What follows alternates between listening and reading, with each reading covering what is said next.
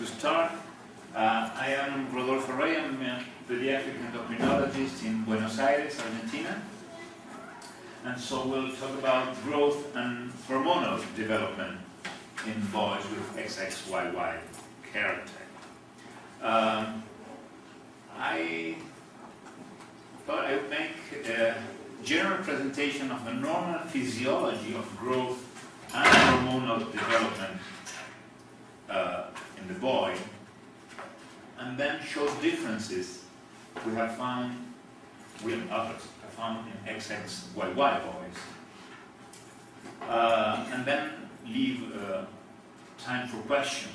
But of course, if you do not understand, if you have a question during the presentation, do not hesitate to stop me, and if you don't understand something because of this is one of my first experiences talking directly to a non-medical audience. So if there is something you don't understand because of what I say or how I'm saying it, my accent, I mean, you don't hesitate to stop and stop me and make a question. So what do we know about the endocrinology of growth and hormonal development? There is a mistake there. This is in the XY boy, normal XY boy.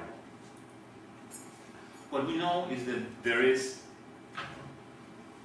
a region in the brain here called the hypothalamus that drives the function of the gland here called the pituitary. And this regulates many, many functions in the organism. The kidneys, the muscle, the mammary glands, the skin also, the thyroid here, the adrenals that are here.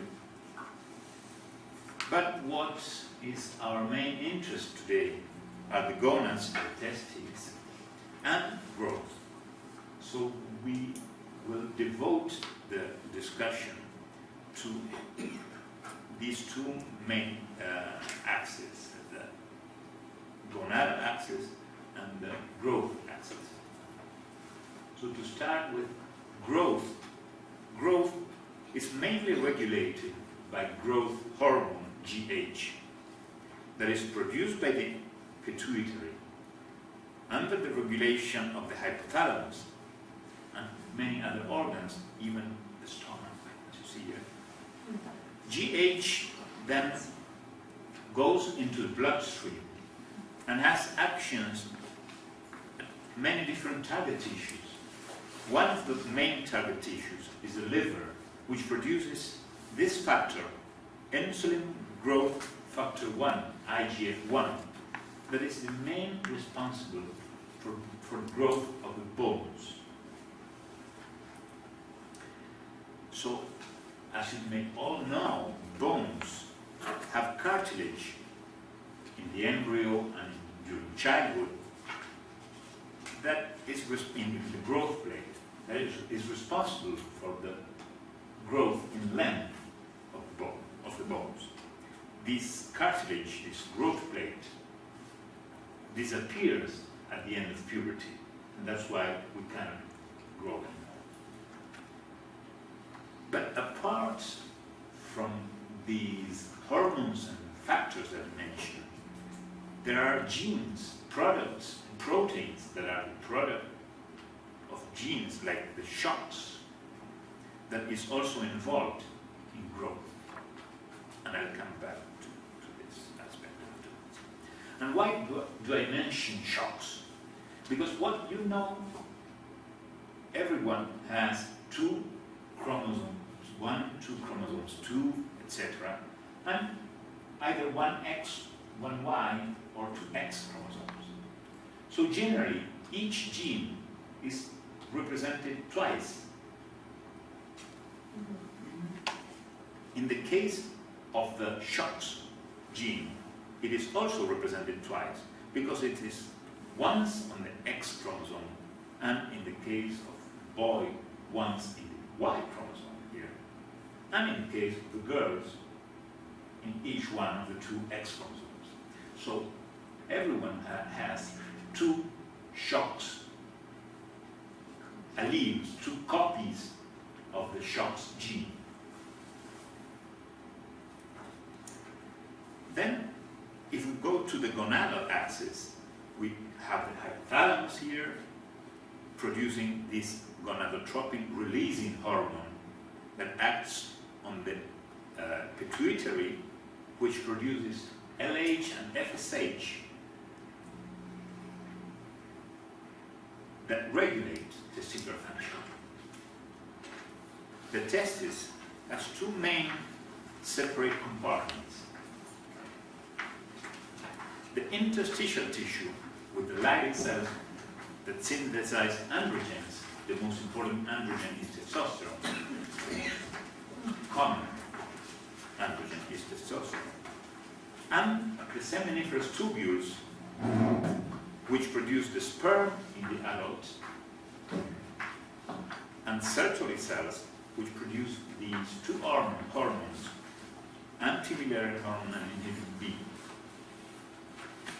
Leydig cells, Leydig cell testosterone production is regulated by LH from the pituitary, while Sertoli cell action is regulated by FSH from the pituitary. Sure. So, Leydig cells that are here produce androgens regulated by LH secreted by the pituitary, while Sertoli cells that secrete AMH, inhibin B, and many other proteins are regulated by FSH. So, which is the normal ontogeny, which is the normal chronology of the secretion of these hormones in the body? During the fetal periods, you have here gonadotropins and testosterone that are elevated. Then they go down during the third trimester of gestation. They go up again between birth and 3 to 6 months, and then down again. And they are very low during the whole period of infancy and childhood. So you're saying all three of those are elevated during those periods? And the elevation of testosterone, the production of testosterone in the male fetus is important for the virilization of the genitalia. And during puberty, for the acquisition of what we call the secondary sex characteristics, the voice, the beard, the size of the genitalia, etc.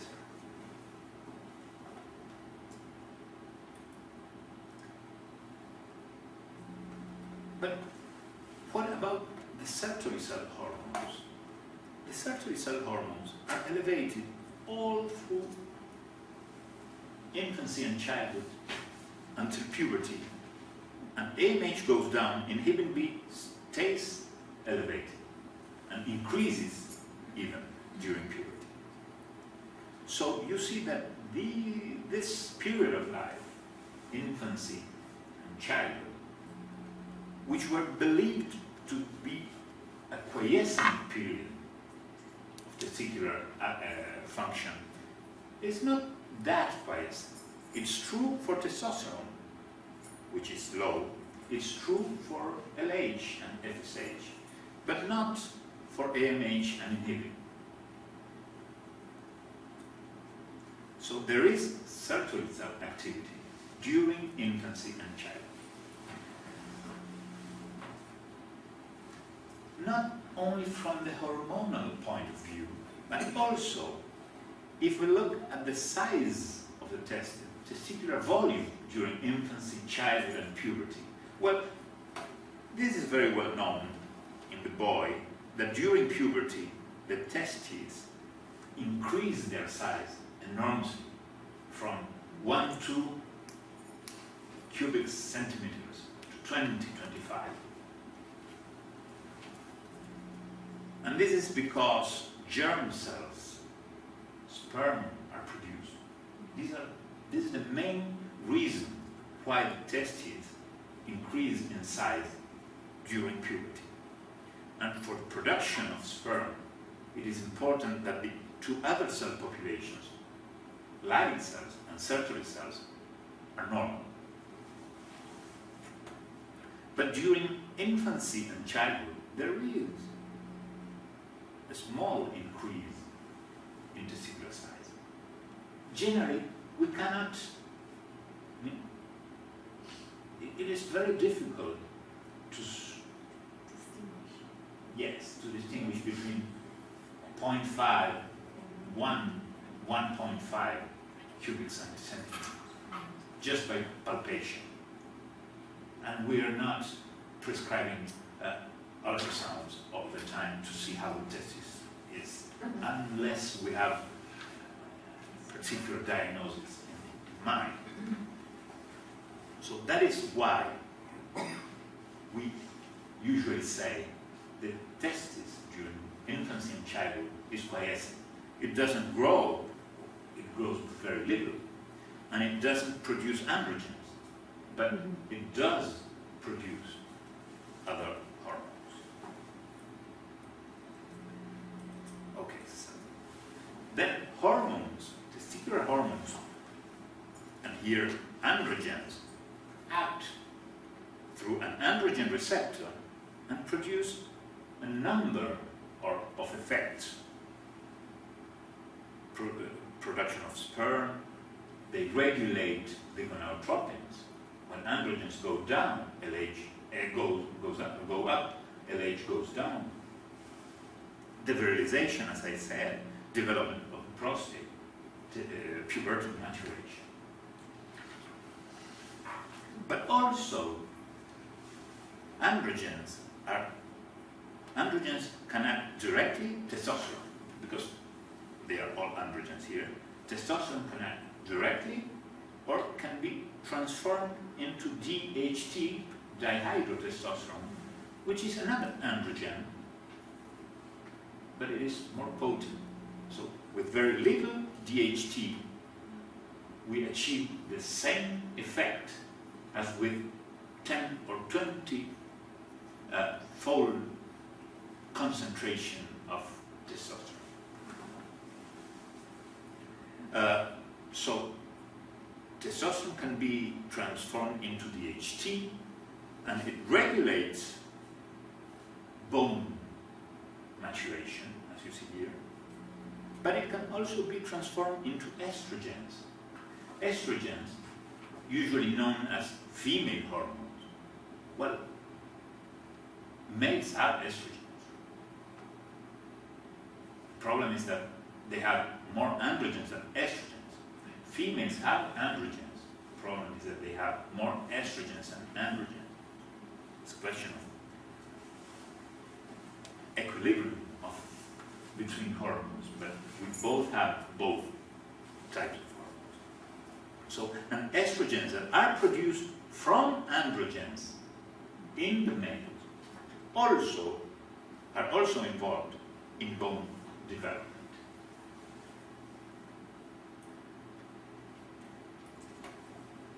And so I have mentioned a number of factors, hormones that are involved in growth and hormonal development.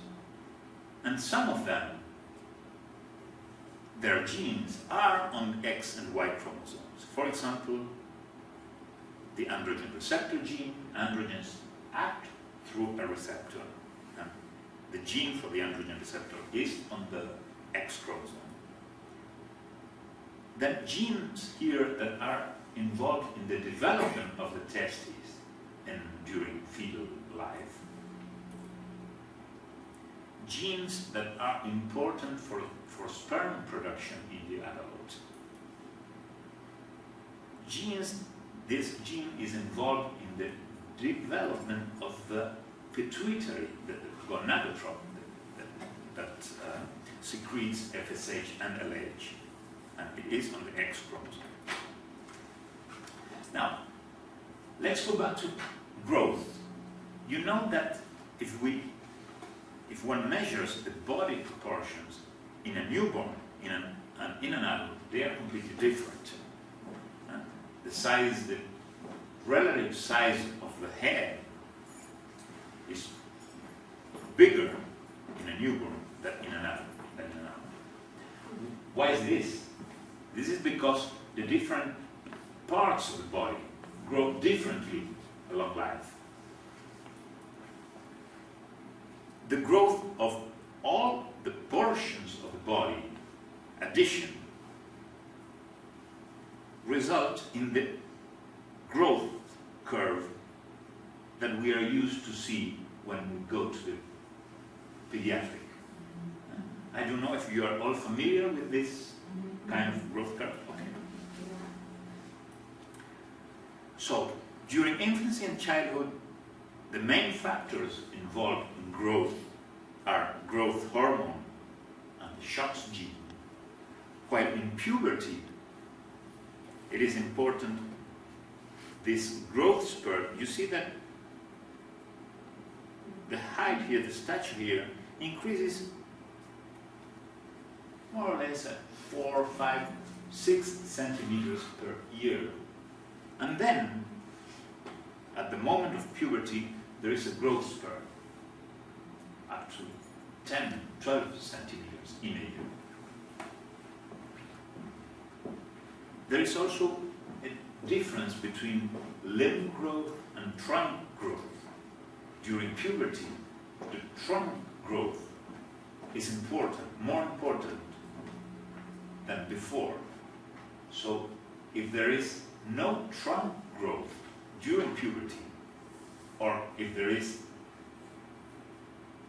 more limb growth than trunk growth during puberty, then the body proportions are not the usual ones.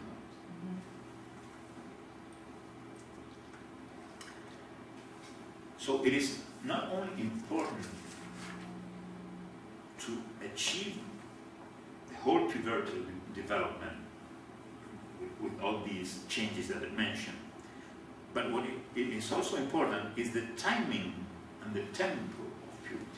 What do I mean by timing and tempo of puberty? You see here, usually the first sign that that boy is entering puberty is the increase in the testis size, the volume of the testis. And this occurs generally between 9 and 14. If it occurs before 9, we say this is a precocious puberty. If it occurs after the age of 14, then it is a delayed puberty. Then after the testis begins to increase in size, you have the pubic hair that appears and develops, the genitalia, the size of the genitalia in general, that increase, and then the height of the growth spurt. The tempo means that it has to occur not before a certain age, not after a certain age, but it has to last for a certain number of years. I mean, if you have puberty beginning at 9 or at 10, which is perfectly normal, but it finishes by 11, it's too quick. Or, on the other hand, if it starts by the age of 10, but by the age of 16, 17, it has not finished, it's too long. That's a tempo. So puberty usually takes 3 to 5 years from initiation to completion. What happens if there is insufficient testosterone production? Then testosterone acts on the limb growth to close the cartilage here. If the growth plate cartilage is not fused during puberty, then the boy goes on growing. And that could be because there is not enough androgens, not enough estrogens, because androgens are transformed into estrogens, or because the androgen receptor or the estrogen receptor are not working correctly. So we have many conditions in which we can have this type of growth, with growth that never ends. But if we do not have the androgens here, then we do not have the growth spurt, the acceleration of growth that normally occurs at the age of puberty. So you see the difference. This boy will be shorter than his peers at the age of the beginning of puberty, and taller than his peers after the age of normal the normal end of puberty. Now, coming to our problem, that was normal physiology of growth and hormonal development. What do we know about diagnosis in these patients? So we know that the prevalence, the frequency of XXY, classical Klinefelter syndrome, is about 1 to 2 per 1,000. For XXYY males, it is about 1 every 30,000 boys. 1 every 20 to 40,000, depending on the study. How is it that figure is known? Because I've heard a range of things, and that's sort of in the middle of what I've, The 30,000. Right, but how is that known? No, I just put there the mean, but depending on studies, is between 20,000 and 40,000. I'm sorry, I don't know. I was focusing on something else you were saying before that. I was curious, how many people have actually been DNA tested to come up with that figure? I cannot answer that question. And Is it in the millions? Is it, do you have any guesstimate at all? I mean, because that has a huge bearing on the statistic. 1 in 20 to 1 in 40,000 is not really very... It's quite precise for an epidemiological study. It's not one... We are saying 1 or 2 in 40,000. Right. 1 or 2 in 40,000. Those studies that were done from birth, when they tested children at birth, there was a major study many years ago, and a lot of these numbers came from statistics based on those studies. So they melted them in together? Is that Where they tested every baby from birth, every baby. This was studied by Dr. Robinson and others around the world, and so from the incidents that they saw from all the babies they tested, a lot of these stats came where the prevalence came. So they're real old? Well, the studies were old, but it established it was the first that was ever done. Not going to change. Like we tested 100,000 in Canada, and there was Right. 148 XXYY out of the 100,000 babies they tested. But that was all the babies born. It wasn't like some select group. Right. Prevalence isn't based on it's not affected by 10 years ago and 20 years ago. Statistically, it's over. Right. That's Well, I understand what you're saying, but not everybody can see anything. Right, but you don't need to have 1 million people tested to establish a statistical relevancy. No. Well, it depends on the frequency. Depends on the frequency. So for a condition present between 1 in 10,000 and 1 in 100,000 might need more than 1 million people tested. Well, then what changes is the precision of the results. So that was why I was saying that 1 or 2 in 40,000 is not really very, it's quite precise for an epidemiological study. And that's We are not saying 1 or 10 or 1 or 100 in 40,000. That's only those who are born. That doesn't count the ones who don't make it to term, right? Yes, sure.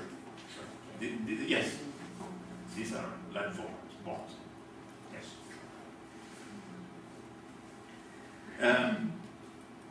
So these patients, the typical Klinefelter patients, are diagnosed by the pediatric endocrinologist, come to see the pediatric endocrinologist because they have certain signs that drive, make the pediatrician or the general doctor to send him to the endocrinologist. And this is gynecomastia, hypogenitalism, small genitalia, and undescended testes. What's the first word, the common name for the first word? Yes. Gynecomastia. So, but only 7% of these patients are diagnosed during childhood or adolescence. You see, this is low numbers.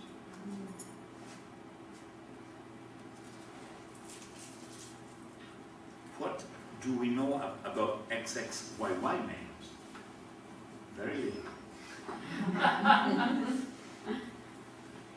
Because if you imagine that this condition, which is, let's say, about 30 times more frequent, is only diagnosed in 7% of the cases. Because of, diagnosed, sent to the pediatric endocrinologist for these reasons. Then, with a condition that is 30 times less frequent, which we imagine has the same type of endocrine problems, then the numbers are very low. So most of what I'm going to tell you is what is known from very few cases reported, and from one could imagine could happen because of the physiology we could extrapolate from other conditions. Question. Yes. If you train the dentist, won't you get about half of the 48 XXYY males? Yeah.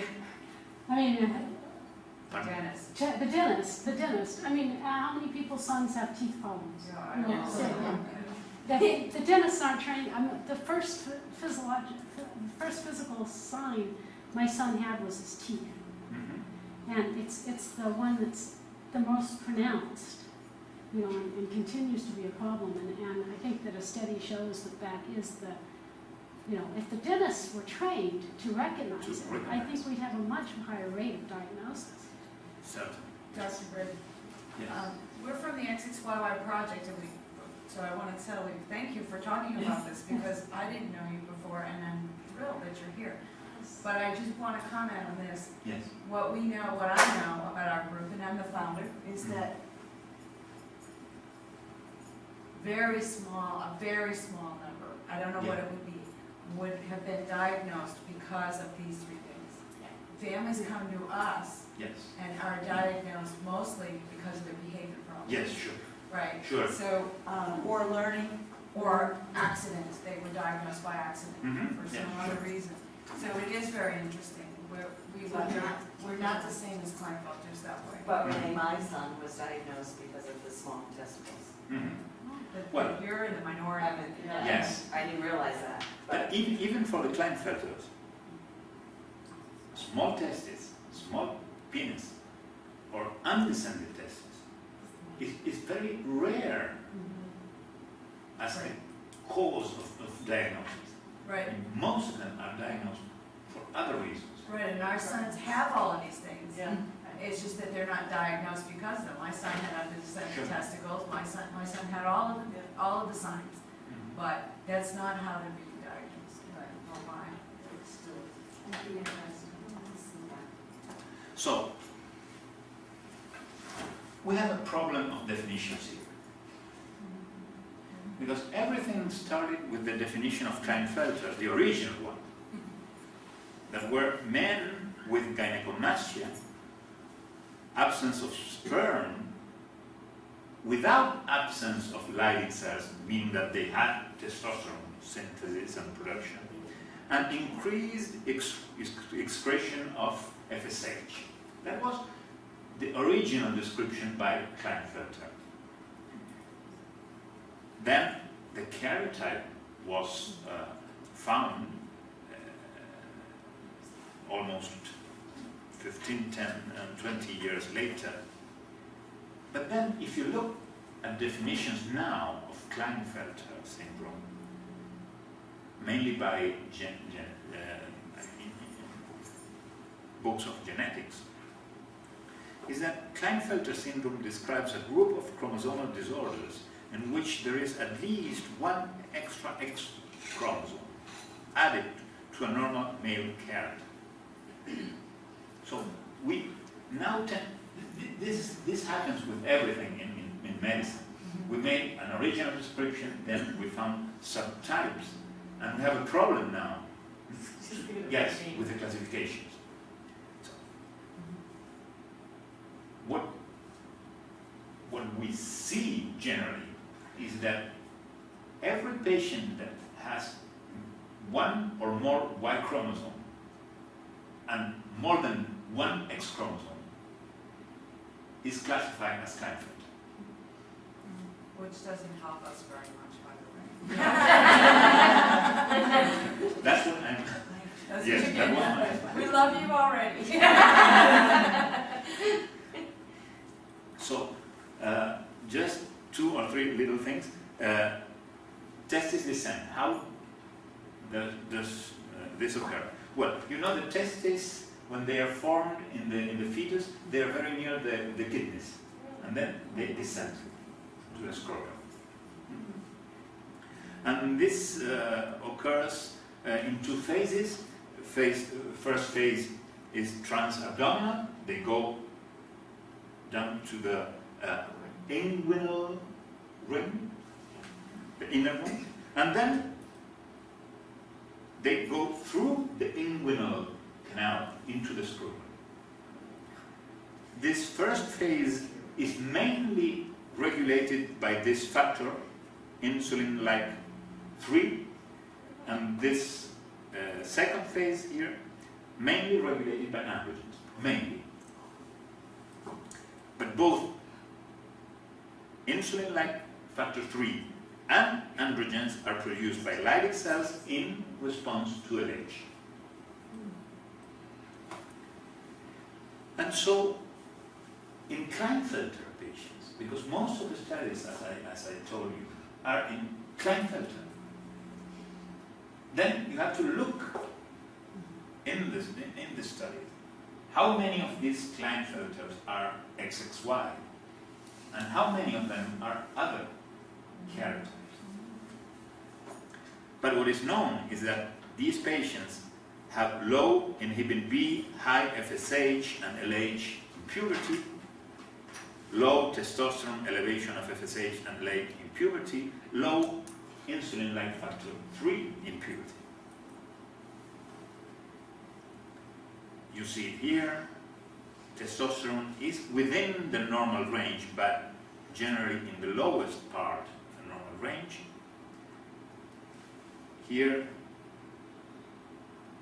this is a normal range, and you see most of these patients are in the lowest part of the normal range or below the normal range of testosterone.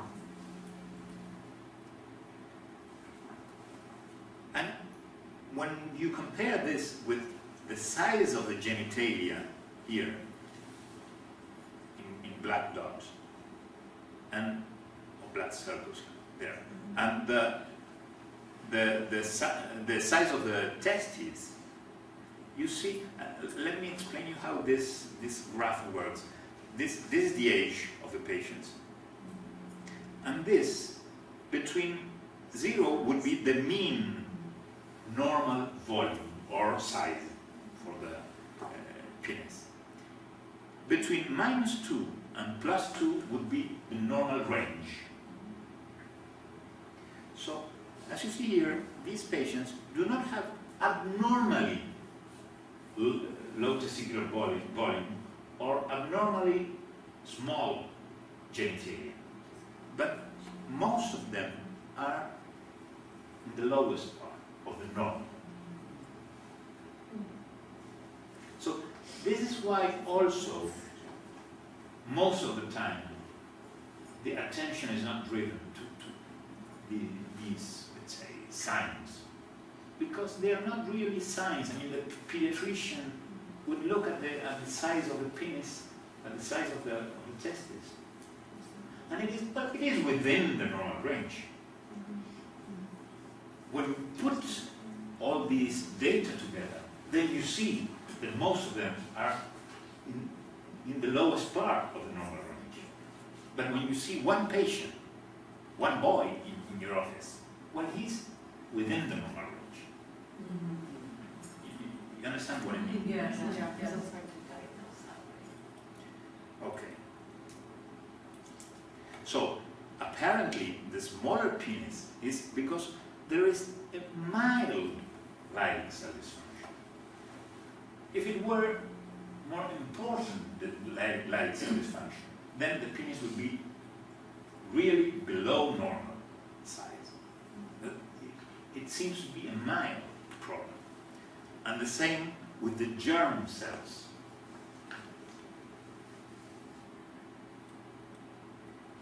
Now, if we look at hormone values during infancy and childhood, this you might know, but for those who are not familiar, these are the Tanner stages of pubertal development. Stage 1 means pre-pubertal. Stage 2 is the beginning, the very beginning of puberty. Stages 3 to 5 are advanced puberty. So you see, if we look at Sertoli cells here, AMH, inhibin B, FSH, these are hormones produced by Sertoli cells, and this hormone is the pituitary hormone in relation with Sertoli cells. You see that before puberty, all of them are normal. At the beginning of puberty, they are normal. And here in red, I put the XXYY patient. You see, we have 3 here in this group. Among the group of Klinefelters. But they're very similar to the other Klinefelters. They're not very different concerning the hormonal levels. And then, in advanced puberty, you have very low AMH and inhibin B, which results in an elevation of the FSH. And it seems to be similar for the XXYY and the general Klinefelters, yes. Is the gray line, is that normal? Normal, yes. What about the androgens? The androgens are normal, within the normal range. So I said before, they seem to be a little bit lower than normal when you look at the whole group. But if you look at one individual patient, he is within the normal range. Before puberty, at the beginning of puberty, and then they seem to be in the lowest part of the normal range or below normal in advanced puberty, resulting in an elevation of the LH at that stage of puberty. And this seems to be the case also in XXYY. You see they are more or less like the other Klinefelters, so, Klinefelter patients. So regarding testicular hormone levels, XXYY patients behave like XXY patients. Once again, these are very few patients. Yes. One thing that we have seen in our population that Dr. T has probably talked to you about is around the age 9 to probably 12, the behavior issues become much more pronounced, and she thinks that it's related to something in puberty development. And our boys, when parents call us and they say, "Oh my God, the end of the world is happening," the first thing we ask is he 9? Okay. And I wonder what your thoughts might be on that in terms of what's happening with in their hormones. Do hormones have a lot of influence over behavior? Yes. I'll show you one or two more slides on these aspects of puberty. If I have not answered, you remind me your question. Okay. So, I'll go back to testicular descent. And so when testes are not in the scrotum, we call this condition cryptorchidism. And cryptorchidism in newborns or infants, in the general population, is between 2 and 9%. You see? 2 and 9. It's epidemiologic studies have these problems, generally. Well, the history of cryptorchidism in Klinefelter patients. Here, I don't have data specifically for XXYY patients. It's about 30%.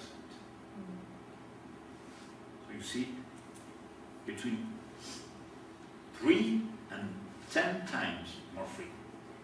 Doctor, Yes. does that mean there's also a greatly increased chance of testicular cancer? Well, the problem with testicular cancer and cryptorchidism is very controversial. Because cryptorchidism is a sign of a certain condition. And cryptorchidism can be a sign of several conditions. It's like if you ask me if headache means a risk for brain tumor. Well, of course, people with brain tumor will have headache. But headache is so common. There are many, and this is not clear at all. There are certain conditions with a diagnosis which certainly have an increased risk of tumors, of testicular tumors. It does not seem to be the case for Klinefelters in general. Testicular tumors. You know, there are other kinds of tumors in the mediastinum that are more frequent. They are very rare in general, and they're a little bit more frequent in the Klinefelters. It doesn't mean that it's very frequent in Klinefelters. It means that a tumor that is, you can see 1 in 10 million persons, non-Klinefelter, could be 3, 5 in 10 million. That's what I mean. And it doesn't mean that it's very frequent.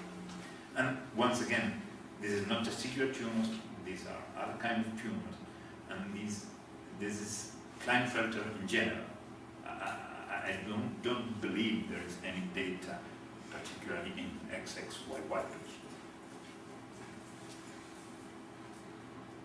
So, if you look at it on the other way, from the other side, let's say, the number of Klinefelter syndrome in the general, the frequent of Klinefelter syndrome in general population is 0.1, 0.2%. While if you look at the karyotype of cryptorchid patients, you will find sex chromosome problems more frequently.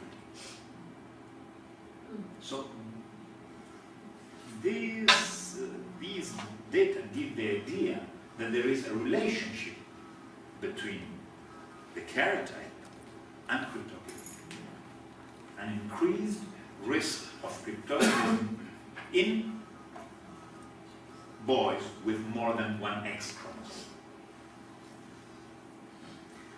And so I'm not aware of data about this in XXYY patients, but if the problem is the existence of more than one X chromosome and a mild Leydig cell dysfunction, this could also be applied to XXYY patients.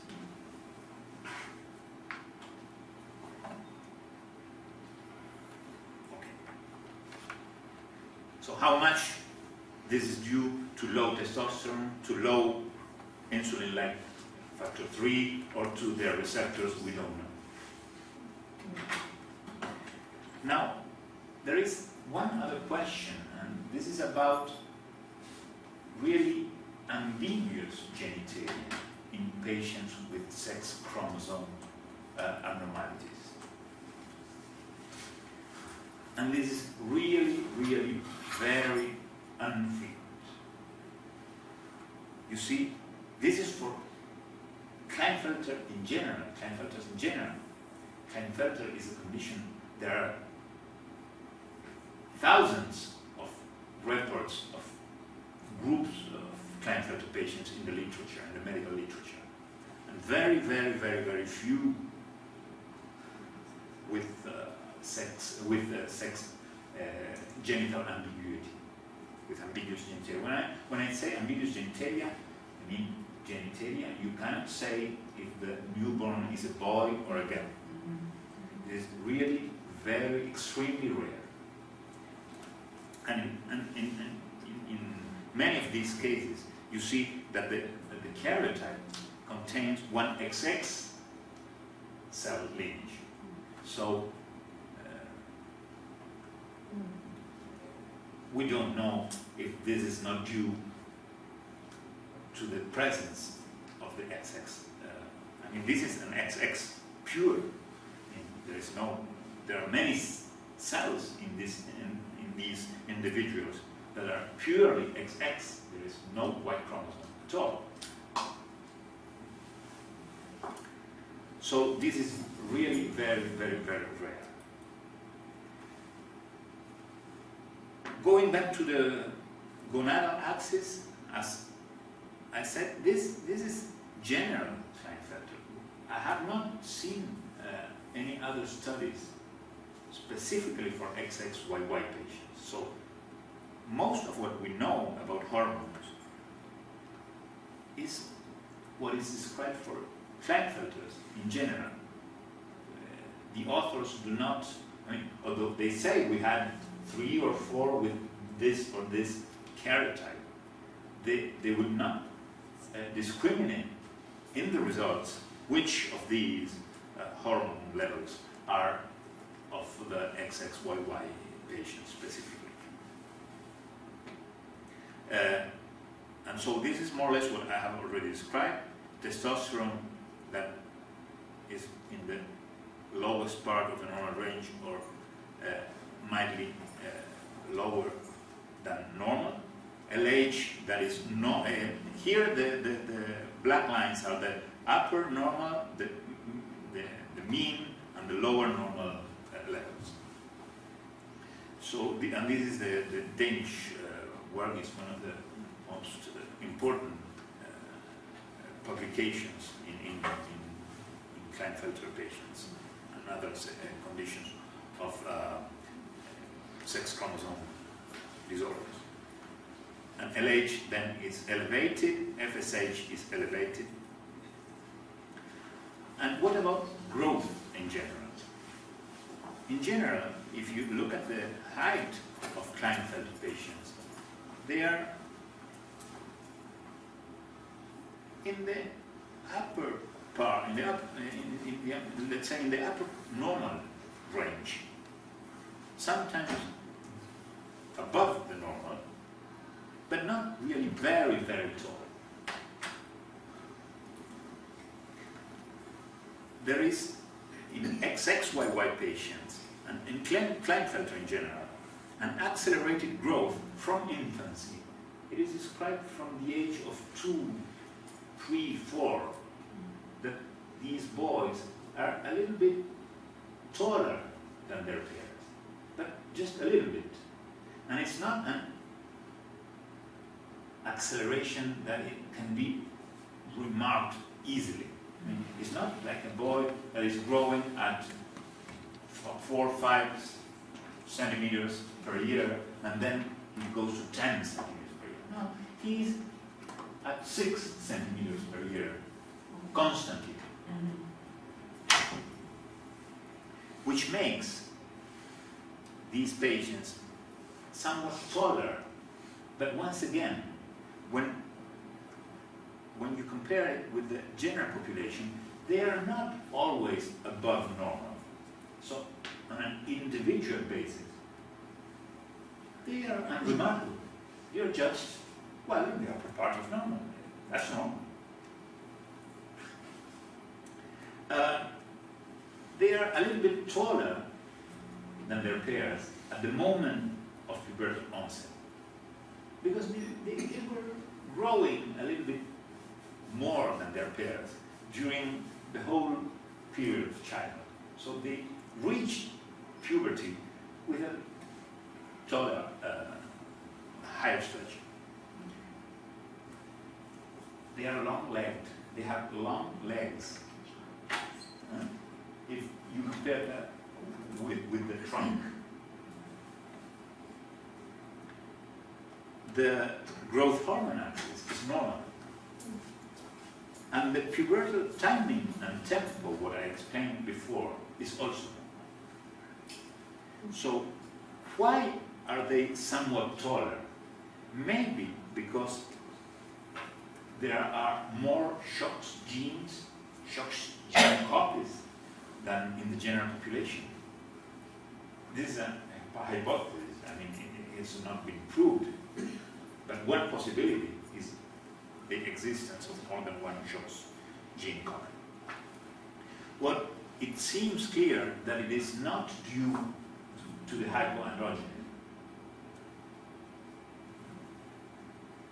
Because when you compare Klinefelter patients with clearly,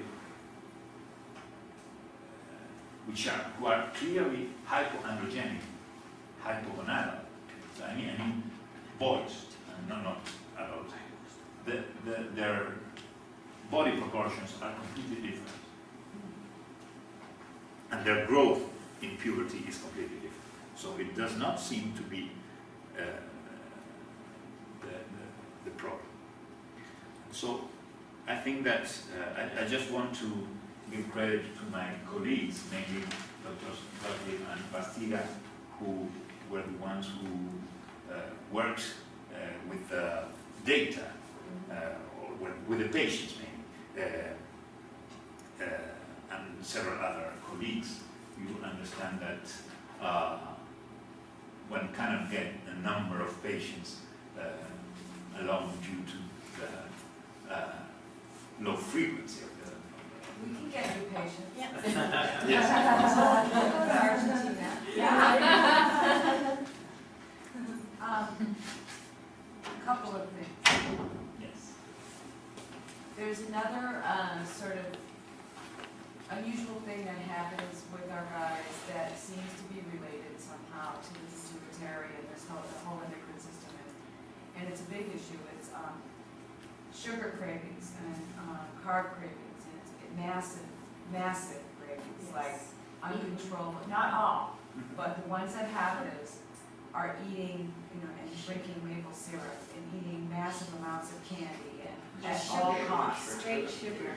Straight sugar packets, and you know, I've always suspected that it was related to the whole endocrine system, because it's a craving that is so beyond control that, you know, my son, for example, not speaking for anyone else's son, my son would steal for it. I mean, he did anything he could to get it. Klein, I had to stop buying sugar, and I've talked to Dr. T about this and other endocrinologists.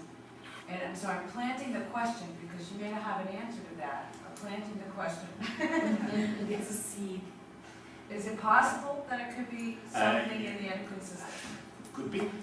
It does not seem to be growth hormone, but I don't know anything about insulin. And another thing that's also different from XXYY, like our boys don't have the linear growth that XX Klinefelter boys do. It's normal, and then, because the 1 year that my son's testosterone levels dropped off. At what age was it? He was about 14. 14, yeah. He grew 8 inches in 1 year. So it's not like that. It's very dramatic. Okay. You know, we buying different clothes all year round because he grows out of them, and shoes too. And we actually have a problem with endocrinologists because of that, because they understand that XXYY is different than Klinefelters, and they think that if they give testosterone to XXYY guys who are supposedly known to be violent criminals, that's not true, but that's what people think. They're afraid to give the testosterone, when actually what you said is true in many ways. They need it, and my son wasn't producing any at all at 14. You know, when he was tested. So the testosterone actually, for our son, it actually calmed him down. It calms him down, that's true. And some of our guys start producing testosterone, but so low that it's not enough. And then the endocrinologist won't give them testosterone because they're in the range. No matter how low it is, they're still in the range. Yes. And that's a problem for some of our boys, because they really need it even though they have low levels on their own. Yes, and this is at what age, for example? 14. The age of puberty. Yeah.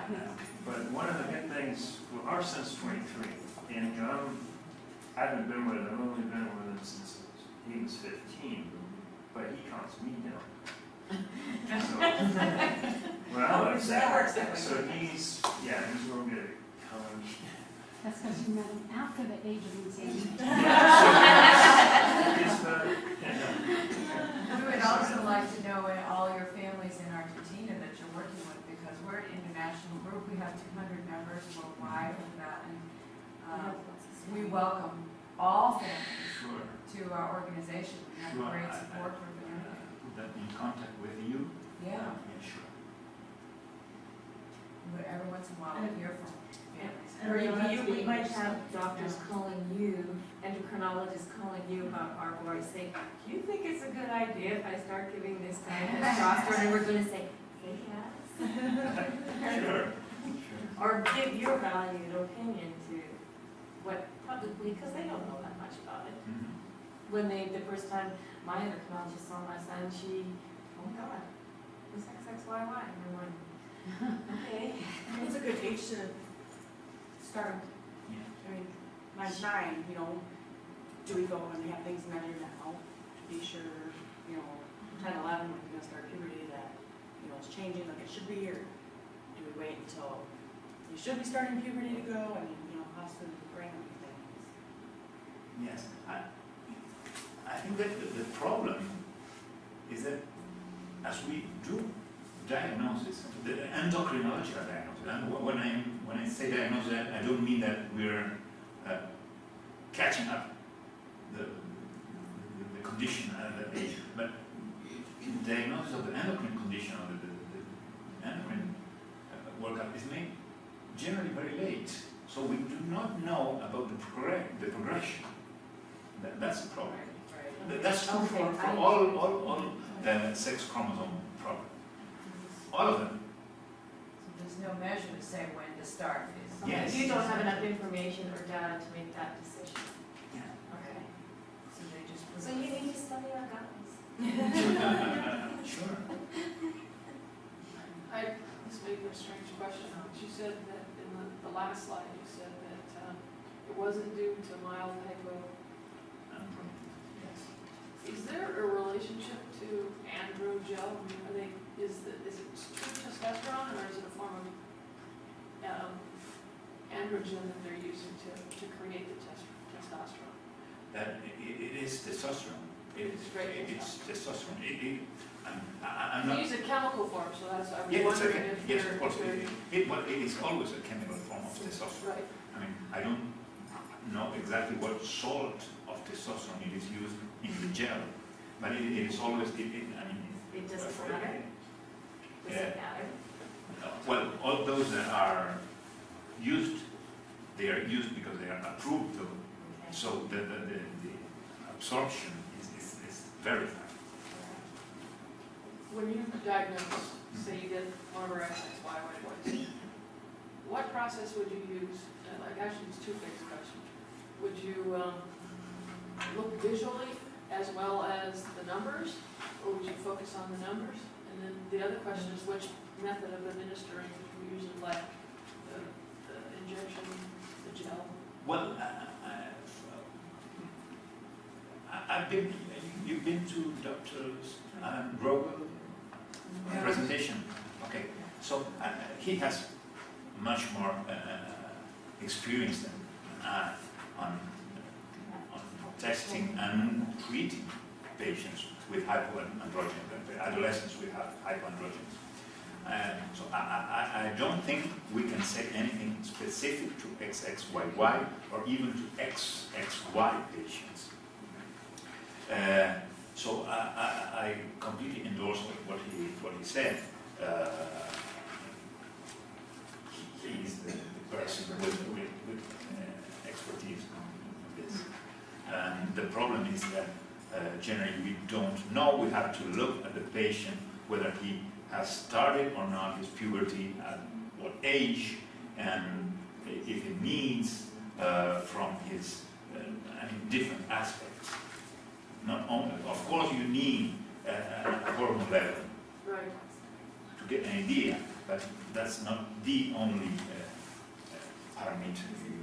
Do you have any, in our group, there's recently come out that the gel's actually better for beginning, but the doctor, maybe just said, he suggested injections. For I'm beginning? totally confused. For beginning at what age? Beginning puberty. Oh. Like my son's 14. No, I have no experience on gels for beginning puberty, for starting a treatment in a boy with pre-pubertal or in the early stage of puberty. All the experience I have is with injection. I mean, for any condition needing testosterone replacement. I mean, the big difference between the injection and the gel is you've got a surge of testosterone that's not level throughout the whole month. Yes. Yes, I know, but that's one aspect, of course. I don't know how easy it is for a boy, how practical it is for a boy to apply the gel every day. So, Well, and this is Most something of our that you can boys talk to us about. With the experience of gel and how it Versus the needle. and why you should get tested, because my son at 27 has osteoporosis because he didn't have the testosterone and his levels were at the all messed up. moment, So, I mean, now 29 and on patches for a bit there. We're gonna do the implant. Carl's going to do the Yeah. implant. well, most of you them. know, you heard Dr. Robot. I did not, but What? last year I heard an endocrinologist, and that's why he's Yeah, not. that one of the reasons why it is very important to make an early diagnosis is that the peak bone mass. You need to have a peak bone mass normal Yeah, at the age, and if you make the diagnosis too late, you will never reach that. that's right.